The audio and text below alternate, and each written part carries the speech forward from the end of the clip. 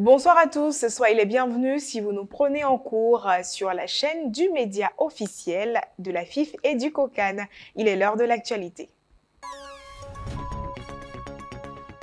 Nous l'avons surnommée la patronat de l'Atiéké à Ebimpe.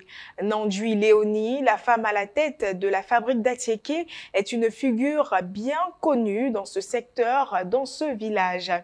Elle et son personnel produisent quotidiennement des centaines de kilos d'Atiéké à écouler sur le marché. Nous avons été curieux d'en savoir un peu plus. En Côte d'Ivoire, l'Atiéké est une denrée qui n'est plus à présenter.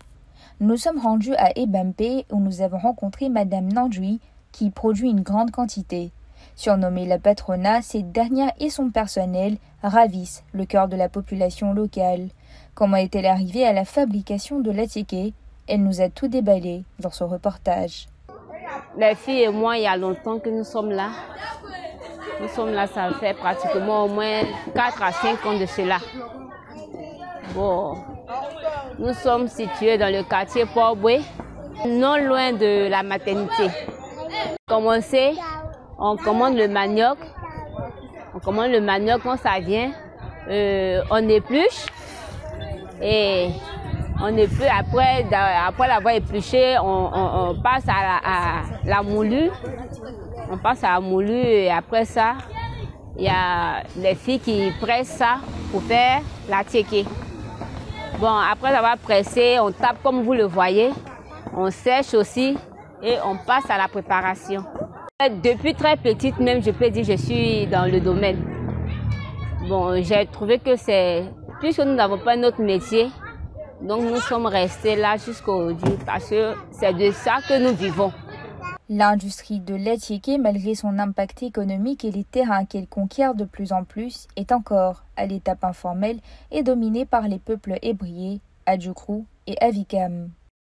Située dans le sud de la Côte d'Ivoire, la ville d'Azagué abrite environ 30 000 habitants, majoritairement de l'ethnie Abé.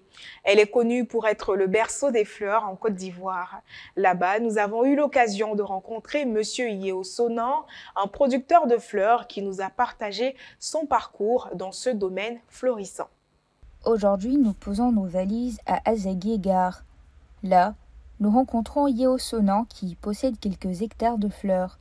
Professionnel passionné de la floriculture, Yeo a appris le métier de son aîné il y a plus de 20 ans et a depuis créé sa propre plantation.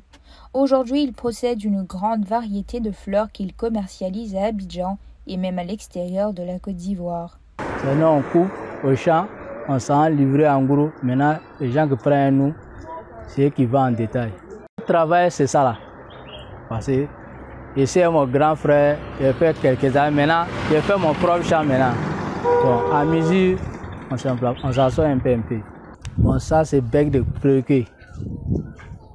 Ça, tu plantes, ça fait 2 ans, 3e. Sur le coin, le sol est riche, tu commences à couper. Maintenant, le cordeline là, si tu plantes, ça pique à 2 mois. Maintenant, ça c'est les arômes. Ça, si tu mets, à partir de 1 an, tu commences à couper un peu. À puis la mesure, ça évolue par les. Avec plus de 20 ans d'expérience et un succès visible, Yeo a réussi à créer une entreprise florissante en produisant des fleurs de haute qualité. Sa passion pour son travail est inspirante, elle est la clé de la réussite.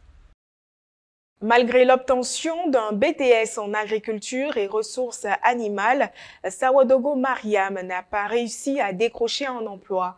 Issue d'une famille modeste, elle ne s'est pas laissée abattre et a décidé de prendre les choses en main pour améliorer sa situation. Faute de moyens importants, elle s'est tournée vers la vente de bois de chauffe à Azagué. Reportage. Mariam Sawadogo est une jeune étudiante. Après l'obtention de son BTS, elle a été confrontée à toutes sortes de difficultés pour se trouver un travail.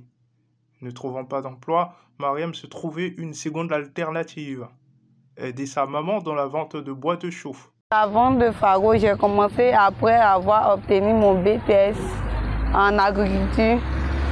C'est pour cela, ça fait 2 ans de cela, j'ai eu mon BTS. Après avoir fait mon stage, comme il n'y a pas de travail, on se débrouille ici. pour avoir l'argent pour passer les concours. C'est pour ça. Non, c'est pas profitable, mais on va faire comment? Je prends chez les agriculteurs qui vont au champ, qui coupent un peu les bois pour venir me vendre à 500 francs. Et je revends à 600. Il y a les gros camions qui quittent Abidjan pour venir prendre. En gros, ils prennent beaucoup. Il y a les femmes qui vendent au marché aussi, qui viennent payer pour aller préparer pour revendre. Mariam reste toujours à l'afflux de nouvelles opportunités professionnelles. Avant cela, elle reste bien utile aux côtés de sa maman. En 2020, le bilan énergétique de la Côte d'Ivoire révèle que la consommation du bois est dominée par la biomasse pour les besoins de cuisson avec une part prépondérante de 69,6%. Merci d'avoir suivi l'actualité dans PP News. À très bientôt.